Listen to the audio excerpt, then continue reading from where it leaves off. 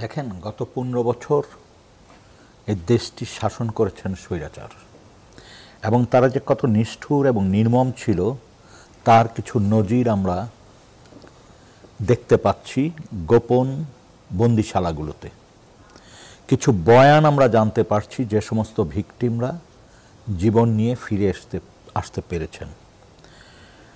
আমরা গত 15 বছর যে বয়ান শুনেছি ভিকটিমদের কাছে, অর্থাৎ যে সমস্ত ভিকটিম বেঁচে এসছেন তাদের কাছ থেকে, আমরা আসলে অনুধাবন করতে পারিনি। যখন আমরা এটা নিয়ে কাজ করা শুরু করলাম তখন পরতে পরতে ঘটনার ভয়াবহতা আমরা লক্ষ্য করলাম, দেখতে পারলাম, জানতে পারলাম। সাম্প্রতিককালে কয়েকটি গোপন সেল আমরা ভিজিট করেছি।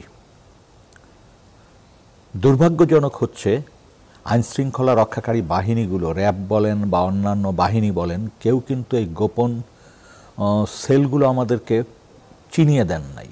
অধিকাংশ ক্ষেত্রে, দু একটি ক্ষেত্র বাদে অধিকাংশ ক্ষেত্রে কিন্তু আমাদেরকে খুঁজে বের করতে হয়েছে, এবং এই ক্ষেত্রে সহযোগিতা কিন্তু বাহিনীগুলির পাইনি। যেমন আমরা একটা গোপন বন্দিশালা দেখলাম, যেটা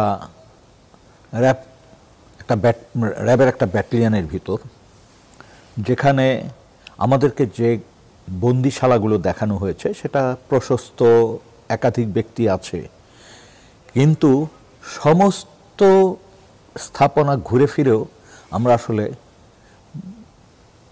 আমাদের কাছে যে ভিকটিমরা যে বর্ণনা দিয়েছেন সেই বর্ণনা মতো জায়গা খুঁজে পাচ্ছিলাম না। যখন আমরা ফিরে আসব, গাড়িতে উঠব, এই সময় আমাদের মনে একটা সন্দেহ হলো যে একটা রুমের বাইরে গেটে রেশন শপ লেখা। আচ্ছা, আমরা ওটা খুলতে বললাম। বেশ কিছু সময় অপেক্ষা করার পর চাবি আসলো, দেন খোলা হলো। খোলার পরে দেখি ছোট্ট ছোট্ট 12টা বা 8টা সেল। ছোট্ট বলতে? এটা 5 feet by 3.5 feet. 5 feet? 5 feet by 3.5 feet. একটা মানুষের উচ্চতা তো, মানে লম্বায়, আর উচ্চতাটা ধরেন 8 ফিট 9 ফিট হবে।